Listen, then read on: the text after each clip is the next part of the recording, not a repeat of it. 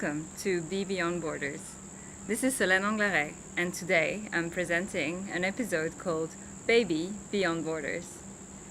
Meet baby Noah, and pretty soon I'll be introducing you to my best friend and his mother, Celine. Hi Celine, how are you? I'm good, how are you? Very well, thank you. So polite. Are you turning Australian or something? Yeah, definitely. Good to know. Yeah. Well, that prompts me to my first question. Tell me a bit more about yourself. So I was born in France and then lived in a few different countries. I lived the last 11 years in the UK. Before that, I lived in Norway and also in the US. And I've moved here about 9 months ago in Brisbane, in Australia. That's about living abroad. Tell us also, you've traveled, I suppose. So how many countries have you traveled? I would say about 20-ish countries. What brought you to Australia? Love, of course. So I met an Australian in London and he had to come home. So I followed and in the meantime I fell pregnant more in the UK. So I arrived here, I was 5 months pregnant. And that's to basically raise our family. That's why I'm here. So you've just had a baby beyond borders. What does that mean to you? I think to me is so Noah is gonna have 2/3 nationalities. I'm French, Dan's Australian, and we both have British nationalities. So we'll have on paper different nationalities, but it's also culturally. I'm gonna try to raise him with the knowledge of the French culture and everything I can teach him about France and maybe the French cooking.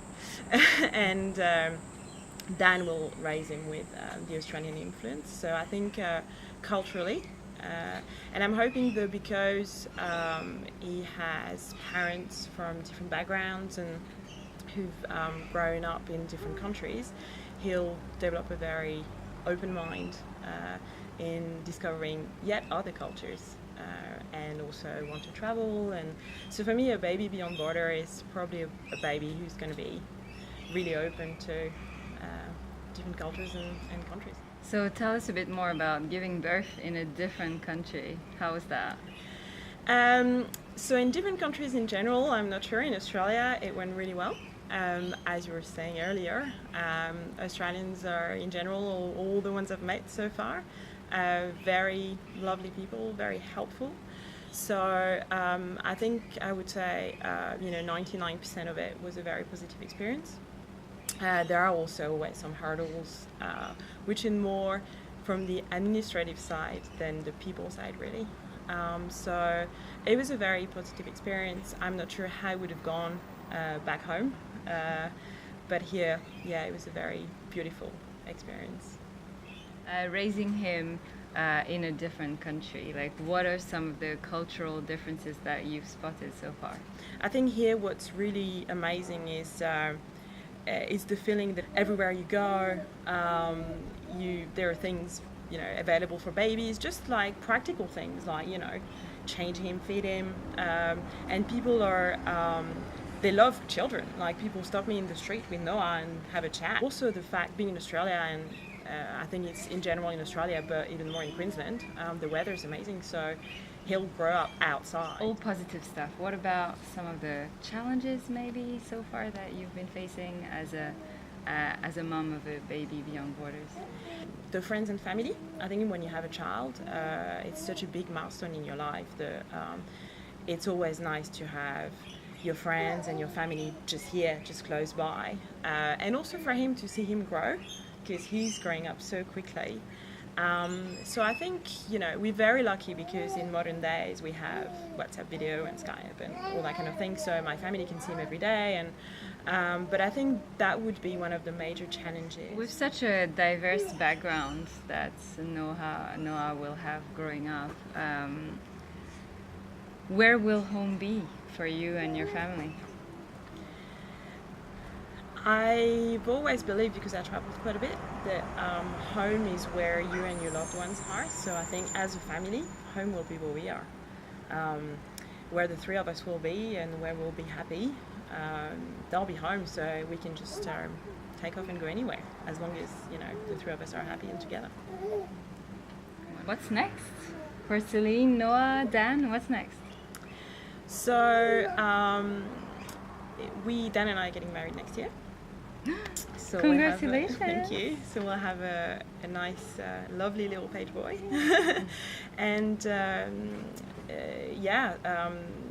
we'll be in Australia or here for the next few years, and then we'll see where the wind takes us. I think while Noah is still little, we would like to go back abroad a little bit for him to explore yet something else.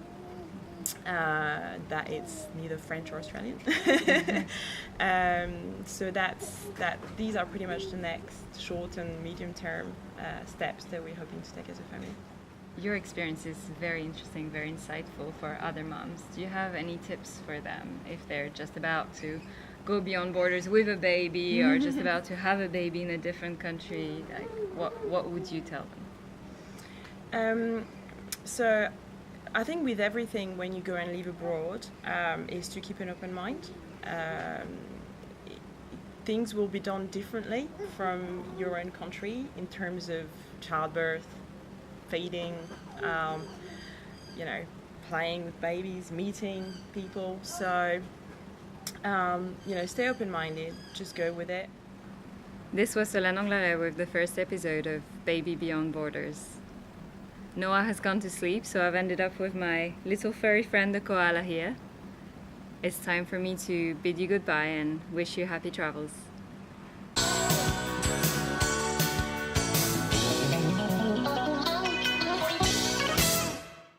So, Celine, tell us the top tips of what to buy for a new mom. So, the top 3 items that have been very, very useful for us. The bouncer. So Noah's 5.5 months, and since he was very little, it's very useful because when they're very little, they sleep in it, and then you can just put him in there when you have to do stuff. The second one is, as you can see, the comforter. We can take it anywhere, and Noah, falls asleep with it, so it's very good. And the third one for the first-time paranoid parents is the video monitor. Because we can just walk around the whole house without worrying and just checking it out when we need to.